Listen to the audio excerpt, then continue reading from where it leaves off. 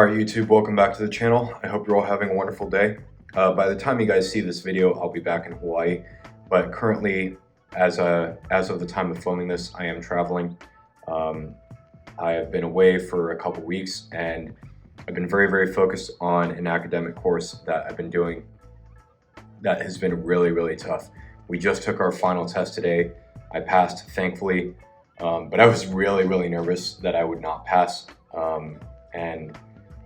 And yeah, it was pretty anxiety inducing. These past couple weeks have been very stressful. I'll just say that it's been tough, but that's not the point. The point of this video is to talk about certain items that I believe personally are what I would say travel essentials for me.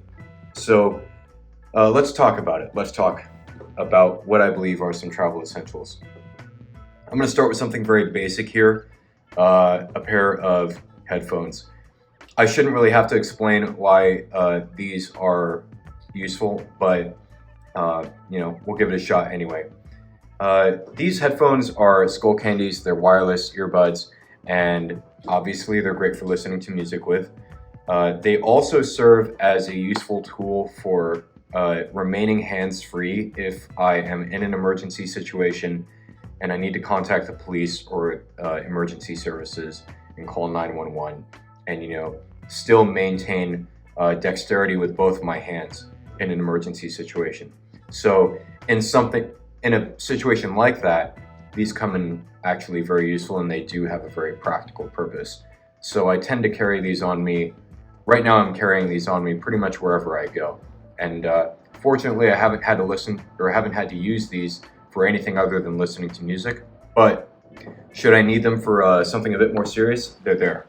Beyond that, I want to talk about one of my watches that I brought with me. I only brought two watches on this trip, this Explorer 2 and this Garmin Instinct 2. The reason I brought this Garmin is because I wear this watch on the left and I wear this watch on the right. And this Garmin is useful because of its health tracking and fitness tracking capabilities. I can track my runs, I can track my weightlifting sessions. It's constantly tracking my heart rate and all of my body's metrics, its stress levels, how much sleep I get, all of the things that, you know, I would need to, you know, articulate a comprehensive picture of my health. This Garmin can track, and it does so constantly at all hours of the day.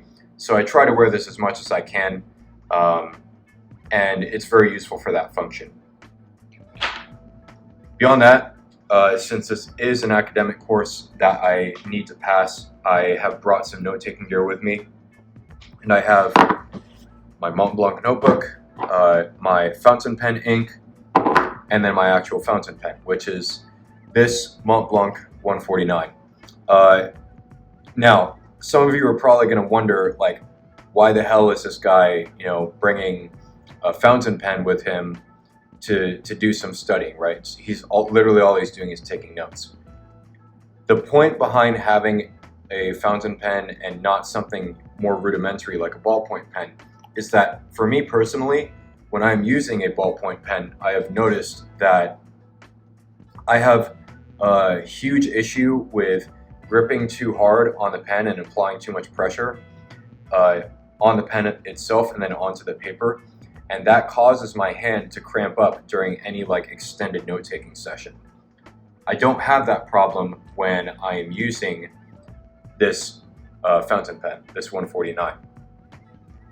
With the 149, I can maintain a very relaxed grip pressure, and the way the writing experience of the pen itself just feels much more effortless compared to something like a ballpoint.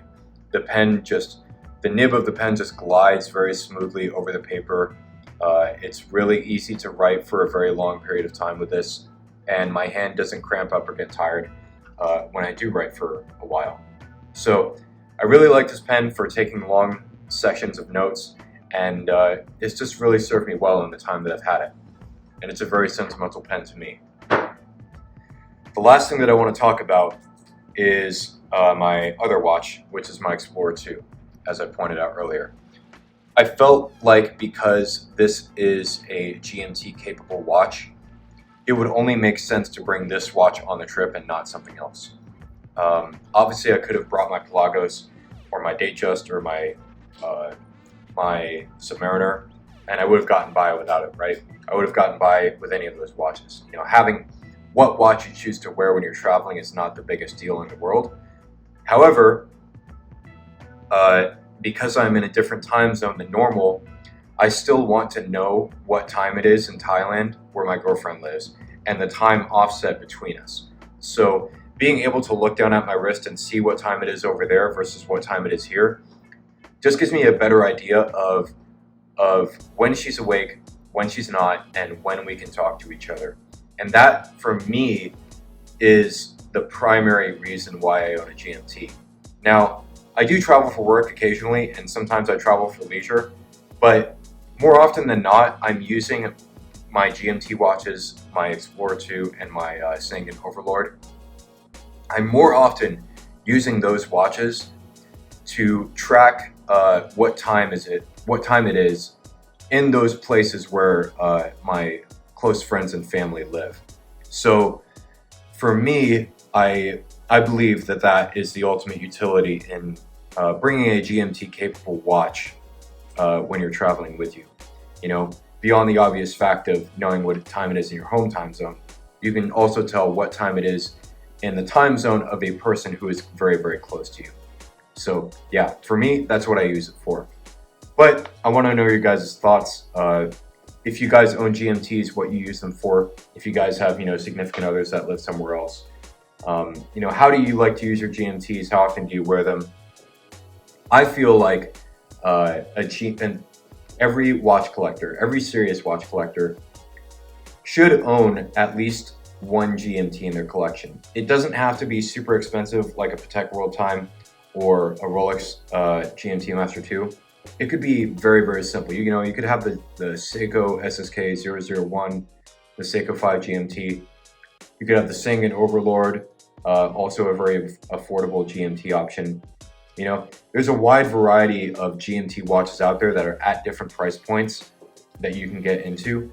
But I do believe that for every serious watch collector who likes owning a variety of watches for different functions, a GMT should be in your collection. Let me know if you guys want. Let me know if you guys want me to do a video dedicated to GMTs, and I'll see if I can get that in the works. Otherwise, that's really all I have for you guys. Let me know your thoughts down in the comments below. If you have any travel essentials of your own that you would bring with you, just let me know. I'm very interested to hear what you guys carry with you or pack with you when you're traveling. So yeah, that's going to be it for this video. I'll catch you guys in the next one. Peace.